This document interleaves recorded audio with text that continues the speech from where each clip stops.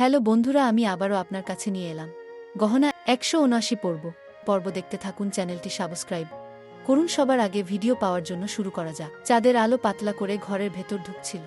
রাতে সবাই যেন নিস্তব্ধ, কিন্তু আমাদের মনগুলো একেবারে তন্নি কস্তুরি কাঁপছে, কারণ আমাদের ডক্টর বাবুকে ভালোমতোই খুঁজে পাওয়া যাচ্ছে না। গহনা আমাকে ঘুরিয়ে বলল, কণ্ঠ ঝাঝালো, তোমার চাইলে আয়ুষ্মান চেয়ে থাকো না আমার কাছে। আমরা এই বাড়ি থেকে বদলা নেব। আমার গলার ভিতরে একটা অদ্ভুত বিষ বসল, কারণ আমরা সবাই এক বন্ধু টিম, কিন্তু আড়ালে চলা সেই পরিকল্পনা, সেই দুই তার নিজের ভেতর ভয় ধরায়। আমি শান্তভাবে বললাম, তোমার ওপর তো আমি বিশ্বাসই রাখতে চাই, শুধু তুমি কথা গোল গোল না ঘুরাও, সোজাসুজি বলো, আয়ুষ্মান কোথায় রেখেছ? ওর চোখে ঝলসে উঠল ভয় আর আশা মিশে থাকা এক বিভ্রান্ত আলো। ও বলল, যে যেখানে রেখেছে ও নিরাপদেই আছে। তুমি ভয় পাও না, আমরা ঝুঁকি নেব না, শুধু ওখানেই রেখো যাতে কেউ দেখতে পায় না। আমি মাটির মতো হাওয়া টেনে বললাম, ঠিক আছে, তুমি যদি সত্যিই এমন ব্যবস্থা করে রেখো, তবে আমি তোমার উপর বিশ্বাস রাখব। পরিস্থিতি জটিল, কারো মনে সন্দেহ, কারো মনে ভয়। আর সেই রাত তো পূর্ণিমা। গহনা জানত পূর্ণিমার আলোই আয়ুষ্মানকে হঠাৎ সে রূপ বদলাতে পারে। তাই সে বারবার বলে যায়, তার কাছে যেতে দেব না, গহনার কাছেই তার যাওয়া। ওর কর্মকাণ্ড বন্ধ করতে হবে। আর আমাদের ভেতর কেউ বলে উঠল, এখন ওকে আমরা গহনার কাছাকাছি ঘোরাতে দেব না, কারণ গহনা ওর স্বামীর মতোই ওকে বুঝে। আর যদি গহনা কিছু বুঝে যায়, তাহলে সব সমাধান ভেস্তে যাবে। ঠিক তখনই বিরাজ, যে মানুষটা দিনে সকালে আচরণে শান্ত, রাতে সে কিছুটা ঝগড়াটে, হঠাৎ মুখ খুলল, কণ্ঠে খুনসুটি, আমি আয়ুষ্মান চাইলে তো পেয়ে যাবে। তুমিও চাও, পাওয়ার পরও আমরা আর কেউ। তাহলে তোমরা আমাদের বাধা হতে পারো না, কারণ এখন থেকে আয়ুষ্মান আমাদেরই হবে। কথাটা আসলেই ঝাঝালো। ভাবলাম, বিরাজ কি ওর সত্যিকারের মনটা ভুলি? ও কি সত্যিই বদলে গেছে? কেউ জানত না। ঘরের এক কোণে কাজের লেশ এসে গিয়েছিল। ঈশা কিছু নিয়ে এসেছে বলে ভিড়িয়েছে, আর আলিয়া এসে ভেবেছিল সারা পার্টি হালকা করে দেবে।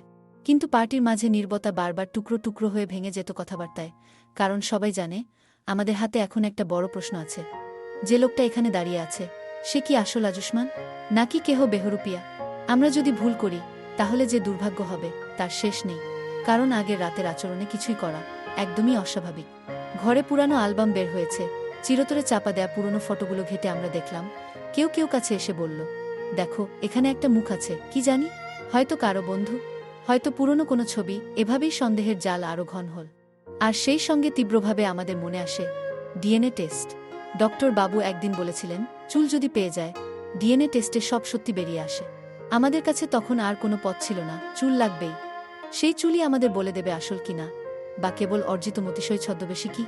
আমি সাবধানে বলি, তাহলে আমরা আগে আলমারিতে খুঁজি, কোনো লুকানো সরঞ্জাম খতিয়ে দেখতে হবে কোনো ফাঁক আছে। যদি এই বেহরুপিয়া কোনোখানে ডাক্তার বাবুকে লুকিয়ে রেখেছে, আলমারিতে বা তালাবদ্ধ কক্ষগুলোর কাছে কোনো ইঙ্গিত থাকবে। গহনা হতদরিদ্র চোখে আগুন নিয়ে বলল, ঠিক আছে, আমি পরীক্ষা করব। সে আলমারি খুলতে গেল। সবকিছুর মাঝে ফেলে রাখা পোশাক, পুরনো ঝুপড়ি, সাবান সাবিত, সবকিছু ছিল ফেলে রেখে দেওয়া। কিন্তু কি যে হাভা ঢুকে আসল রহস্য বলে দিল, তা বোঝা যায় না। হঠাৎই এক ঝক্কান শব্দ, কি যেন ঘরের ভেতরে ভাসল।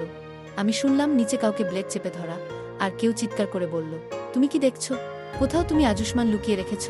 গহনা আচমকা চিৎকার করে বলল, তুমি কোথায় লুকিয়ে রেখেছ আয়ুষ্মান, বল। কিন্তু ওর গলা কাঁপছিল, কারণ চিহ্ন মিলল, কিছু ছিল ঠিকই, কিন্তু ওর কথা ভাটা। কারণ গহনা মনে মনে ভাবতে লাগলো, এই বহুরূপীকে আমি যেভাবেই হোক প্রকাশ করতে হবে। গহনা যে আমার ডাক্তার বাবু কোথায়, শুধু রাতের অপেক্ষায় আছি কখন যে ভোর হয়, সকাল হয়ে উঠল। গহনা রান্নাঘরে রান্না করছিল, হঠাৎ করে জানালা দিয়ে দেখতে পেল নকল আয়ুষ্মান কোথায় জানি যাচ্ছে গাড়ি করে। গহনা রান্নাবান্না রেখে নকল আয়ুষ্মানের পিছনে ছুটল। আর এইদিকে ঈশা তো ঢাক ঢোল বাজিয়ে বাড়ির দিকে রুমের ভিতরে আসছে। সবাই তো অবাক, এ কিসের আওয়াজ? দেখল ঈশা একটা ছেলেকে নিয়ে গয়না গাটি নিয়ে বাসায় হাজির। সকাল সকাল এগুলো কি? ঈশা বল, আমাদের বাড়িতে কোনো অতিথি আসলে ঢাক ঢোল বাজিয়ে আসি, আর তোমাদের জন্য কিছু প্রাইজ আছে। সবাই তো অবাক, তার হবু শাশুড়ি অনেক আনন্দিত। এইদিকে ঈশা ঢুকে রাইস কুকারের বাষ্প হওয়ার জন্য পরিস্থিতি করে রাখল, আর গহনা তো আয়ুষ্মানের পিছু ধরেছে। হঠাৎ এক ফাঁকা জায়গায় এসে নকল আয়ুষ্মান থামল। গহনা ও পিছনে লুকিয়ে লুকিয়ে দেখতে লাগলো, এই বহুরূপী কোথায় যায় আজকে আমি দেখবি। সেই একটা গোডাউনের ভিতরে ঢুকলো, আর গণনার পিছনে ধরল নকল আয়ুষ্মানের পিছে। কিন্তু আয়ুষ্মান দরজাটা লাগিয়ে দিয়েছে। গহনা ধাক্কাধাক্কি করো, ঢুকতে পারল না। গহনা ভোলানাথের কাছে, এ ভোলানাথ, একটা সুযোগ করে দাও, রূপে কি করে আমি দেখ। গহনা বল খায়, আমার মন বলছে ডাক্তারবাবু এখানেই আছে, আমাকে খুঁজে বাহির করতে হবে। হে ভোলানাথ, আমাকে সাহায্য কর। পরবর্তী পর্বে একটা ফ্যাবেন। গহনা দরজা ধাক্কাধাক্কি করে ভিতরে ঢুকলো, ঢোকার পরে ডারামের পরে গেল। পরবর্তীতে 190 পর্বে দেখতে পাবেন। আপনারা দেখবেন গহনা কি আয়ুষ্মানকে উদ্ধার করতে পারবে না কলায় ওসমানের কাছ থেকে। এই পর্বটি দেখার জন্য সেট থাকুন, চ্যানেলটি সাবস্ক্রাইব করুন।